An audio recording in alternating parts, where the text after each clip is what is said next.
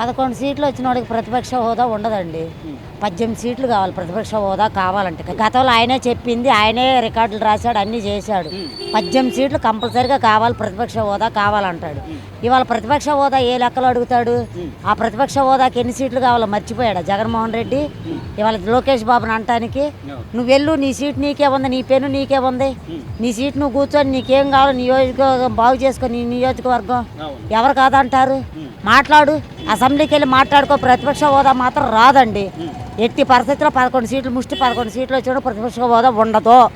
అది నువ్వు పెట్టినదే, ఎవరు పెట్టలా, నువ్వు పెట్టింది అన్నాడు. అన్నీ అయిపోయింది. 18 సీట్లు కావాలి ప్రతిపక్ష హోదాకి, 18 సీట్లు కంపల్సరీగా కావాలని కాగితం పెట్టాడు అసెంబ్లీలో. అది నెరవేర్చుకున్నాడు. 18 సీట్లు లేవు, 11 సీట్లు. ఆయన నియోజకవర్గంలో కావాలంటే ఏదన్నా ఎమ్మెల్యేకి వెళ్ళి ఏంటి అసెంబ్లీలో మాట్లాడుకొని ఆ నియోజకవర్గం ఒకటి ఉంది బాగు చేయించుకోమన్నాడు. అవన్నీ డూబేనండి. టీచర్ పోస్టులలో ఎందుకు డూప్లికేట్ జరుగుద్ది? ఇంత చక్కగా పిల్లలు చదువుకొని, పిల్లల డిసిప్లిన్ బాగుంది, చదువు బాగుంది, భోజనం బాగుంది, ఉద్యోగాలు చేస్తున్నాడు లోకేష్ బాబు. ఇంకా ఏం మోసం జరిగిందని ఎక్కడ జగన్మోహన్ రెడ్డి అంటాడు? అసెంబ్లీలో కాగితం పెట్టుకోమనండి వెళ్ళి, మోసం జరిగితే. సూపర్గా ఉందండి, బాగుందండి. కూటమి పరిపాలన సూపర్ పరిపాలన. చంద్రబాబు నాయుడు నెంబర్ 1 పరిపాలన. చంద్రబాబు నాయుడు నెంబర్ 1 ముఖ్యమంత్రి మా రాష్ట్రానికి. ఆ ఎమ్మెల్యే సీటు కూడా ఊడిపోకుండా చూసుకోమనండి జగన్మోహన్ రెడ్డికి.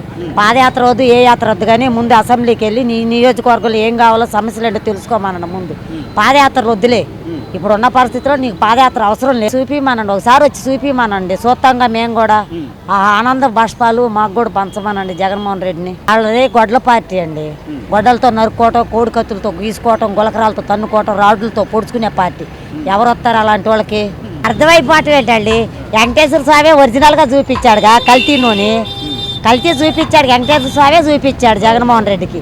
ఇక అంతకంటే ఏమి లేదు ఇక్కడ చూపించడానికి. 9వ స్థానం నుంచి 2వ స్థానం రావడానికి అంటే ఇది మామూలు విషయం కాదు సార్. అది ఎలా అంటే రేత్రి తెల్లవార్లు నిద్రపోకుండా చంద్రబాబు నాయుడు గారు చేస్తున్న కృషి, దానికి తగ్గట్టు లోకేష్ గారు సపోర్టుతో చంద్రబాబు నాయుడు గారు చేస్తున్న కృషి మనం చెప్పలేము.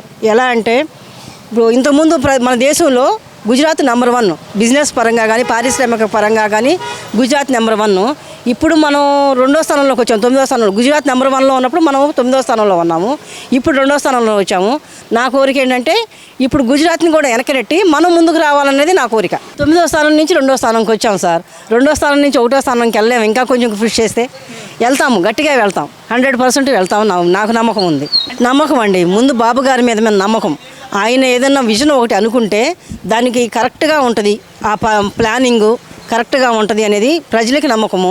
తర్వాత వ్యక్తులకి నమ్మకము, ఇచ్చేటువంటి పెట్టుబడులు పెట్టేటువంటి సంస్థలకు నమ్మకం. ఇప్పుడు ఒక్కసారిగా కాదు కదా సార్. ఇప్పుడు హైదరాబాద్ ఉంది, హైదరాబాద్ రాళ్ళు రప్పల్లో కట్టారు హైటెక్ సిటీని. ఇప్పుడు ఏ స్టేజ్లో ఉంది? ఇప్పుడు అది మెట్రోపాలిటన్ సిటీ. మెట్రో ఎవరి వల్ల వచ్చింది? చంద్రబాబు నాయుడు గారి వల్లే వచ్చింది. ఇప్పుడు ఏ రేంజ్లో ఉంది మెట్రో? అలా అవి 1, 2 అలా చూసి ఆ నమ్మకం మీద తీసుకొస్తున్నారు. ఇప్పుడు ఈ అమరావతి తీసుకొస్తున్న కారణం ఏంటి అంటే హైదరాబాద్ని ఎలా డెవలప్ చేశారో అదే విధంగా ఆంధ్రప్రదేశ్ని కూడా అదే డెవలప్మెంట్లోకి తీసుకొస్తారన్న ఉద్దేశంతోనే పెట్టుబడులు ముందుకు రావడానికి కారణం కూడా అదే సార్. మరి అది ప్రూఫే కదా సార్. 9వ స్థానం నుంచి 2వ స్థానానికి రావడం అంటే మామూలు విషయం కాదు. 9వ స్థానం నుంచి మనం 8వ స్థానానికి రావడానికే చాలా కష్టపడాలి. అలాంటిది 9వ స్థానం నుంచి 2వ స్థానానికి రావడం అంటే మామూలు విషయమా సార్? కష్టపడకుండా ఊరినే ఇవ్వరు సార్, ఏ పదవులు ఇవ్వరు. మనమే మన ఇంట్లో వాళ్ళకి క్రెడిట్. అలాంటిది ఏదో ప్రపంచ దేశాల నుంచి, విదేశాల నుంచి అన్ని ఫండ్స్ కోట్ల బడ్జెట్లో పెట్టుబడి పెడుతున్నారు, ఇక్కడికి వస్తున్నారు అంటే నమ్మకం ఉంటేనే, 100% నమ్మకం ఉంటేనే వాళ్ళు అంత దూరం నుంచి విదేశాల నుంచి వచ్చి ఇక్కడ పెట్టుబడి పెడుతున్నారు సార్. 100% తోడుతుందని చెప్పాలి లోకేష్ గారిది. ఇప్పుడు ఐటీ శాఖ మంత్రిగాను, విద్యాశాఖ మంత్రిగాను ఆయన చేస్తున్న కృషి మనం చెప్పవలసిన లేదు. మీడియా తెల్లారు లెగిస్తే చూస్తున్నారు. ఇప్పుడు జగన్ గారి టైంలో ఎలా జాయిన్ అయ్యారు బళ్ళల్లో పిల్లలు, ప్రభుత్వ స్కూల్లో పిల్లలు, ఇప్పుడు 15% పెరిగిందని చెప్పేసి న్యూస్ పేపర్లోనే వచ్చింది, మనం చూస్తున్నాము. ఎందుకు పెరిగింది? ఎన్ని మోడల్ స్కూళ్ళల్లో అనేక రకమైన మార్పులు తీసుకొచ్చారు సార్. మోడలైజేషన్ చేయడం కానీ, ఎడ్యుకేషన్ మార్పు కానీ, ఇప్పుడు కొత్తగా టీచర్స్కి టెట్ అనే ఎగ్జామ్ కూడా పెట్టాడు సార్. ఎందుకు పెట్టాడు టెట్ అనే ఎగ్జామ్ అంటే గతంలో వచ్చిన టీచర్ పోస్టులకి వాళ్ళకి ఇంకా మెరిట్ కోసం వాళ్ళ దగ్గర నుంచి వాళ్ళలో ఆల్రెడీ ఉంటుంది, వాళ్ళు మెరిట్ స్టూడెంట్స్నే తీసుకుంటారు డిఎస్సిలో. కానీ వాళ్ళు మరుగున పడకూడదు, వాళ్ళకి ఎప్పటికప్పుడు అప్డేట్ అవ్వాలి, వాళ్ళ నాలెడ్జ్ అప్డేట్ అవ్వాలి అని చెప్పేసి ఆ టెట్ అనే ఎగ్జామ్ కండక్ట్ చేసి మళ్ళీ ఈ విద్యా వ్యవస్థలో ఉన్న పటిష్టతను పెంచుతున్నారు సార్. దానివల్ల ఇంకా ప్రభుత్వ బళ్ళు కూడా పెరుగుతాయి, ప్రభుత్వ పాఠశాలలో చేరే పిల్లలు కూడా పెరుగుతారు. దానివల్ల పిల్లలు పెరిగితే ఆటోమేటిక్గా మన భవిష్యత్తు మారిపోతుంది కదా సార్. పిల్లల భవిష్యత్తు మారితే, పిల్లలకు తెలివితేటలు పెరిగితే మన భవిష్యత్తు కూడా మారుతుంది. నేనైతే చాలా విన్నాను సార్. రాయల్ ఎన్ఫీల్డ్ తమిళనాడు తప్ప మనకి ఎవరు వాళ్ళు ఎలా ఇచ్చారు సార్. మన చంద్రబాబు నాయుడు గారి విజన్ చూసే ఇచ్చారు. తర్వాత క్వాంటమ్ వ్యాలీ వచ్చింది మనకి. ఎంతమంది ఉద్యోగాలు వచ్చినాయి సార్. మళ్ళీ డేటా సెంటర్ వైజాగ్లో గూగుల్ డేటా సెంటర్ వచ్చింది. ఇట్లా చెప్పుకుంటూ పోతే చాలా ఉన్నాయి సార్. లిస్టు రాసుకుంటూ చాలా ఉన్నాయి సార్. యువతకి ఉద్యోగాలు అయితే కల్పన అయితే ఇప్పుడు చదువుతున్న యువత రేపు భవిష్యత్తు వాళ్ళు బాగుంటుందని నేను అంటున్నాను సార్. ఎందుకంటే ఈ 200 కోట్ల పెట్టుబడులు వచ్చినాయి అని చెప్పేసి ప్రభుత్వం వెల్లడి చేస్తున్నారు. అవి కనుక సక్సెస్ అయితే మన యువత బయట విదేశాలకో పక్క రాష్ట్రాలకో వెళ్ళాల్సిన అవసరం లేదు.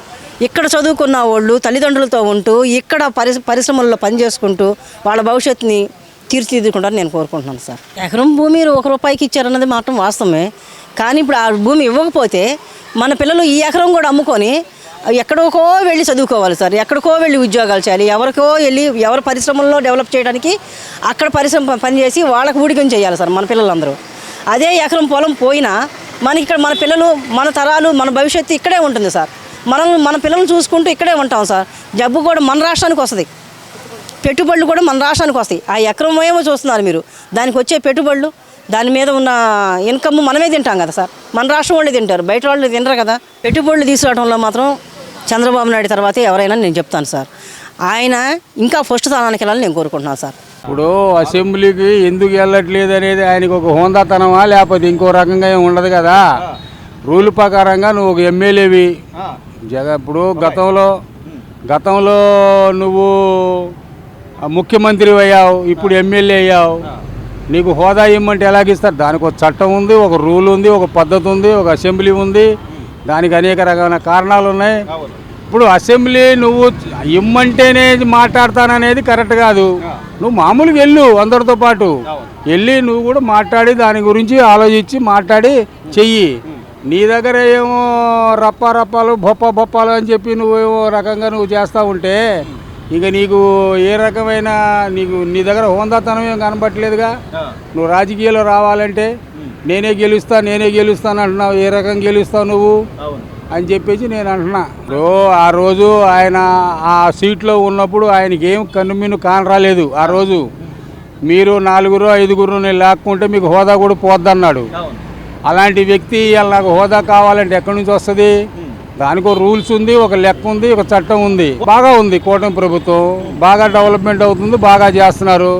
ఎక్కడ కావాలంటే అక్కడ నీళ్లు ఇస్తున్నారు. ఇవాళ మద్రాసు, చెన్నై వెళ్ళాడు చంద్రబాబు నాయుడు. ఆ కర్ణాటక వాళ్ళందరూ కలిసి మీటింగ్ పెడుతున్నాడు.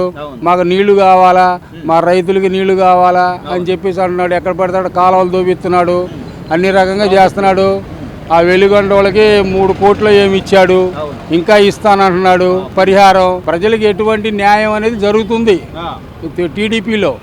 ఎందుకంటే గతంలో చాలా నష్టపోయి ఉన్నారు జనాలు.